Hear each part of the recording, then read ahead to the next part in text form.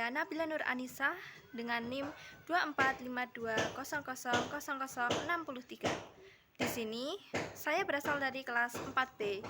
Saya akan sedikit menjelaskan atau menceritakan sebuah dongeng rakyat yang berasal dari Sumatera Selatan dengan judul Si Pahit Lidah. Jadi, tokoh utama dalam cerita ini bernama Serunting Sakti. Karena ucapannya selalu menjadi kenyataan, maka ia mendapat julukan sebagai si pahit lidah. Serunting ini memiliki kekuatan yang sangat sakti dan ditakuti banyak orang. Jadi, si pahit lidah ini suka sekali berkeliling dari satu tempat ke tempat yang lain. Serunting atau si pahit lidah memiliki sikap yang suka marah dan suka sekali mengutuk orang yang seringkali membuatnya kesal. Pada suatu hari, ketika si pahit lidah sedang berjalan-jalan, ada sekelompok orang yang membuat dirinya kesal dan marah. Karena marah, akhirnya si pahit lidah mengucapkan kutukannya. Dan ajaibnya, para kumpulan orang tadi seketika berubah menjadi batu. Karena itulah banyak orang yang takut kepada si pahit lidah. Walaupun sangat sakti, si pahit lidah ini memiliki sifat yang kurang baik, yaitu mudah terpancing emosi. Ia sering menggunakan kekuatannya ketika sedang marah tanpa memikirkan akibatnya terlebih dahulu. Karena kejadian itu, banyak orang-orang yang mulai merasa takut ketika berbicara maupun bertemu dengan si pahit lidah. Mereka akan takut terkena kutukan sama seperti orang-orang yang sudah terkena kutukan terlebih dahulu. Konon, beberapa batu yang ada di daerah Sumatera dipercaya berasal dari kutukan si pahit lidah.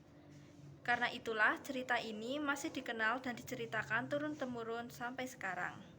Menurutku, bagian paling menarik dalam cerita ini adalah tentang kutukan si pahit lidah yang selalu menjadi kenyataan. Cerita ini menarik bagi para pembaca karena kutukan dari si pahit lidah ini memiliki kekuatan yang sangat sakti.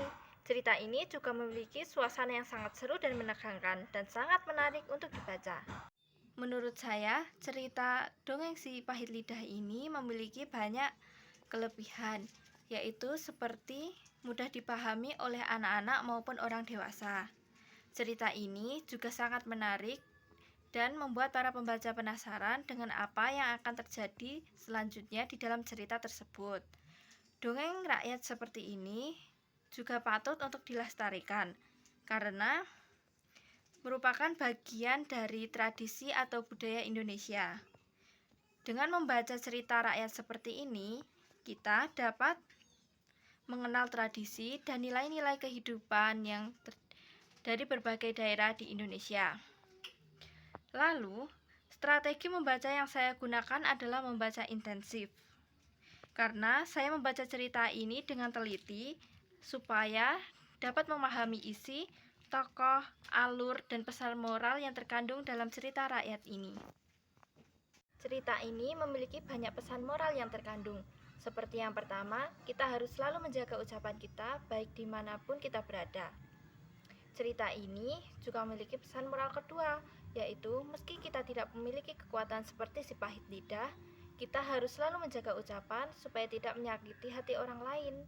Yang ketiga adalah kita tidak boleh memiliki sifat pemarah. Saat kita marah, kita akan spontan mengeluarkan kata-kata kasar dan pada akhirnya kita hanya bisa menyesal atas perkataan yang baru saja kita ucapkan.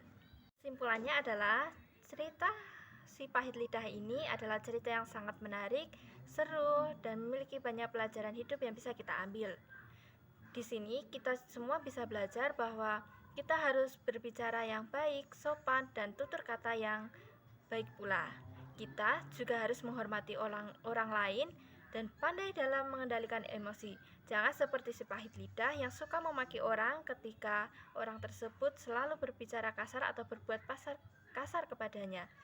Sekian cerita atau ringkasan yang bisa saya sampaikan. Semoga bermanfaat dan sampai bertemu kembali.